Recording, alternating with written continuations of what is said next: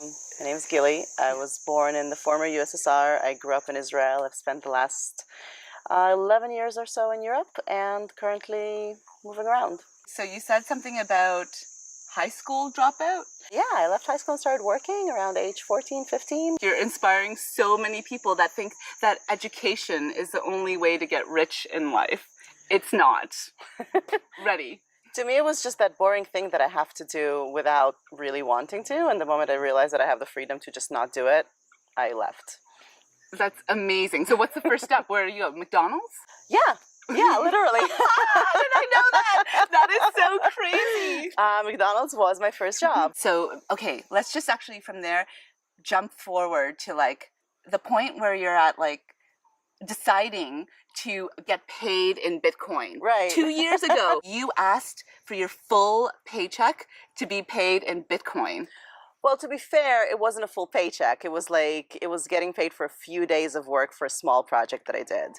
And it was just like that internet money that I heard about, just like you. It kind of, it was in the back of my mind. I wasn't big on technical stuff, just, I don't know, like an internet dweller, I guess. And I proposed it to the person who hired me, and they said sure. 2 years ago, there were already a lot of ways to spend Bitcoin and to use it online and in other places. And I said, it was like, why not? I just switched currencies. It wasn't an investment. It was just instead of getting paid in pounds at the time, it was getting paid in Bitcoin. Oh my God. It's really, okay, so you decide first to offer him to pay you in Bitcoin? So I don't know if I can take the whole credit. I know that we've talked with this person, like we've talked about Bitcoin before, and it kind of came up in conversation. So it's possible that that was offered to me and I just said yes.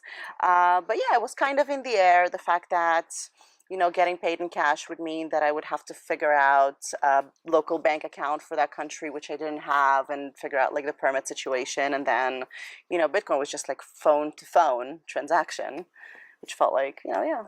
But the value, what was the value proposition? What makes you excited to be like, yes, I will forego cash, which I can literally spend everywhere, to like accepting this internet money, like, oh, bits and bytes. I said I'm going to forego cash, which I can spend only in this country, and get this digital money, that I can spend anywhere, transfer to anyone, get it instantly, send it out instantly. I haven't considered the potential of growth in fiat value at the time. It really seemed more convenient than anything else at the time. Still does. There's so much that we can teach people through your story. I think for me, like the message that I would like to give anyone, or that I try to give anyone that I speak with, is how simple it is. And it's really not that complicated. Like you literally install an app on your phone and you can start getting Bitcoin. And you don't have to look at it as an investment, because I literally in my entire life never had enough money to invest in Bitcoin. I never bought a single Bitcoin or cryptocurrency in my life. I just chose to receive it as payment. And that created sort of an abundance that I never expected and never, planned for. We're talking some big exponential growth for Bitcoin if you were holding on to it. However, I've been using it as a currency for the last 2 years. So I've been like earning in Bitcoin, but then spending in Bitcoin. But even better, because then you get to say, I paid for a coffee that now would be worth.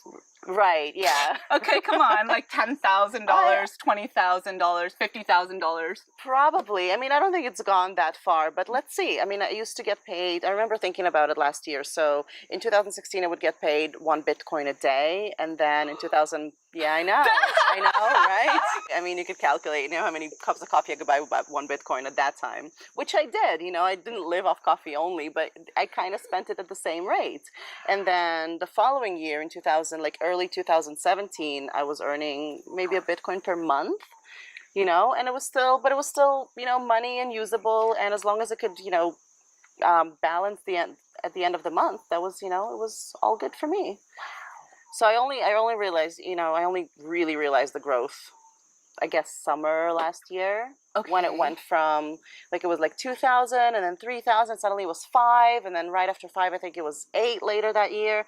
And I think around that time I started thinking I think I can go to Thailand now. So then, okay, what does that do to you? Do you now only charge in Bitcoin and cryptocurrency? Oh no, I just stopped working altogether. Oh, okay. Are you now heavily invested in different currencies, or are you all Bitcoin? Like, what's your thought process towards that?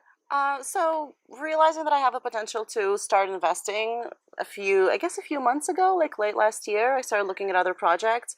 I don't really look at it as investments. I've always seen my use of Bitcoin as just an early adapter of a new technology or a new currency. So I'm trying to see if there's other things that I can early adopt. And so I don't really do ICOs or like that kind of like investment to flip to do kind of profit. Yeah. Because I really think that with the blockchain, we're challenging the idea of profit. And I think like this is kind of an early stage where we're calculating our values of our portfolios based on how they are reflected in an old currency that's not going to be that relevant anymore. So I don't really look at it like that. I'm just thinking, is there a project or a concept or a service I want to have like my foot in early on, not to profit from its sale, but from being able to use it when it launches. Do you have a favorite right now? My new favorite is the next thing is the unknown. It really feels like something is coming that's going to challenge how we think about cryptocurrencies. And it's all about just kind of staying tuned and seeing what's going to overtake it. Not like compete with Bitcoin, but just make more sense with it or instead of it. I have a dream where this can be an opportunity to vote for a different system behind the whole currency. So we agree that this could be like a global currency where by buying it, we're voting for like maybe like a Plato's utopian version of the Republic, because he had shit figured out. The people who want to lead, the people who want to make an impact, they are the ones that should be empowered to do it because they're the wise. They're the ones that will rule because they want to do it and not for any other reason, not for greed, not for, all the things that become poison. Either want to do it or pull to do it or call to do it or ending up just doing it without realizing they're making a huge difference and kind of getting a following naturally. So that's sort of what I'm, feeling for and looking forward to. And then we get like these huge opportunities like blockchain. Oh, by the way, the universe just made it like epically more awesome because now we have a way to change people's lives and empower people and change the world and change the consciousness all in one thing called the blockchain. And all we have to do now is wake people up to an opportunity that speaks to them, that they can get involved. So whether it's like through trading or whether it's through rebranding your skills to be blockchain friendly. Now knowing that you didn't even fucking graduate from high school and you're not working right now. Yeah, that's kind of a story that people need to hear. But then there's also the actually just as important story is to work. Do you know how I got here? I fucking worked. And guess what? I'm still fucking working. Now we're working together to build out this amazing mission. And I really just want women to get involved in any way they can. And I'm so excited to have you on board. I mean, a part of me wants to look at camera and say, kids, stay in school. But really go and check out the blockchain, check out new projects, check out open source technology, check out, the things that you can learn by yourself and do by yourself, and don't stick to old paradigms, because that's kind of what you get in school. And I really don't feel sorry for stopping that process as early as I did, so I can, start my other education, my life education, sooner rather than later. Where I am now is trying to figure out my passion and a calling. I think I've been really, really busy all my life working for a salary because I just needed to pay rent, just needed to pay the bills. And I really missed out on the opportunity, I think, to have that thing that I want to do. I've never been that actress who's also a waitress, or like a writer who's also a bellboy.